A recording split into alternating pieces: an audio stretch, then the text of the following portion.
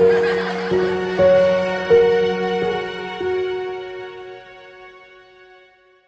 guys, welcome back for another video. It's me, Eric, the Education Specialist for Eastern Banks Learning and Life Center, and welcome back for a new video. Make sure you hit the subscribe button, the like button, comment, share this video with your family and friends, and if you are already subscribed to our channel, thanks for coming back for another one. And now let's get into this video. I was doing some work here in the garden. Oh, you can't see me. I was doing some work here in the garden, and I thought, hey, let's make a little tour video for you guys, a fall tour video. I don't think I've done one for you. I don't think we've done one for you guys for the fall season. So we're just going to take a tour of our school garden, and I'm going to show you everything that's been planted, everything that's growing, and show you guys and tell you guys some plans that we have for the spring season. Okay. Butternut squash that has grown, and I need to pull up. I put my glove on because this weed has thorns and I don't want to poke myself. I'm gonna get the shovel.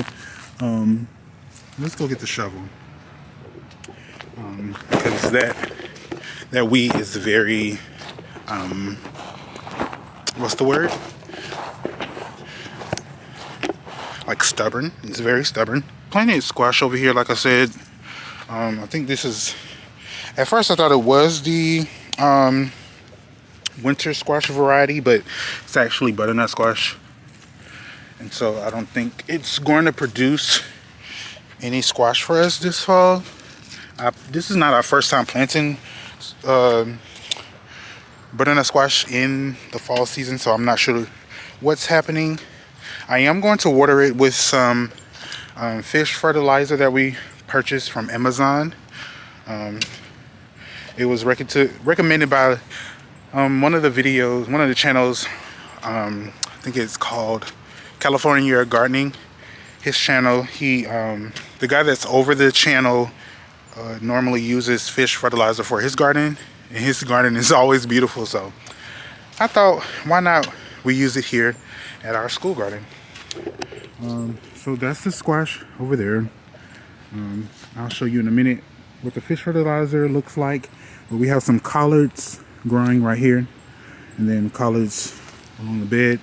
We purchased some more collards starts from our local nursery, and I just put them in the greenhouse. I'll show you guys in a second. And they look very beautiful. They're much larger than these. These were started back in, I think, back in August, and they've been growing ever since. And this is the largest they've gotten, which is pretty sad. It's pretty sad. So I know with collard greens, you can keep them in the ground, or you could just pick them up and transplant them into a pot during the cold, because that's what my grandmother used to do. She used to just keep the same collard plant growing season after season, and it would produce tremendously for her. So I'm going to try to keep that same method and teach that same method to our students. Over here we have our 2 onions.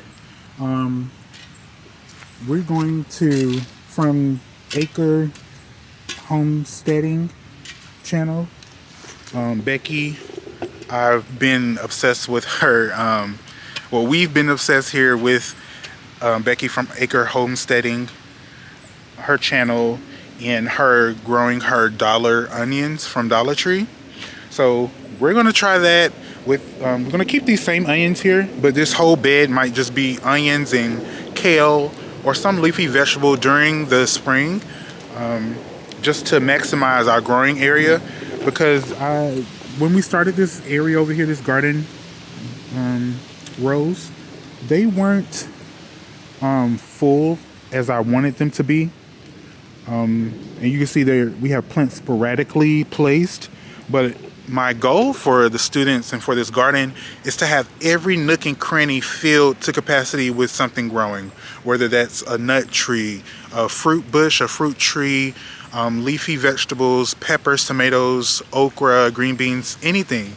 I really want, when the students come out here during their classes, to see the nature, to see the bees, the butterflies, the hummingbirds, all that nature and things growing, to provide them something that they don't normally see on a daily basis. So that's our goal, one of them. And so next to the onions, we have radishes growing. They're coming up pretty nicely. Radishes normally do great here in Georgia, especially during the fall, spring, and summertime.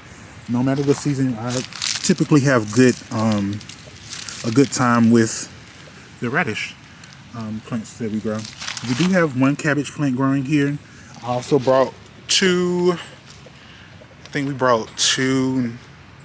three new cabbage plants. So we're gonna add our cabbage and collards this week. When the students come out, I'll have them plant that. Also this week, we're going to make a harvest of our ginger. And so this will be the time to harvest the ginger, because ginger grows normally in a humid jungle forest type area in South Asia. But it can grow in any area where it has that same humid, warm climate.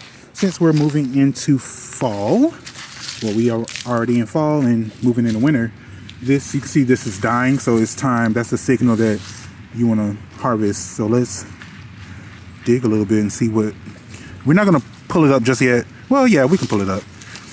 I just want to see what it looks like.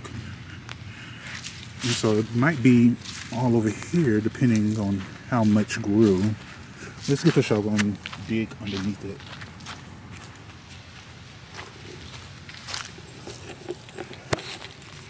So we're just gonna try to get as close as possible, but not too close. We don't want to pinch it or nothing. There we go. Okay. You see, that's the ginger.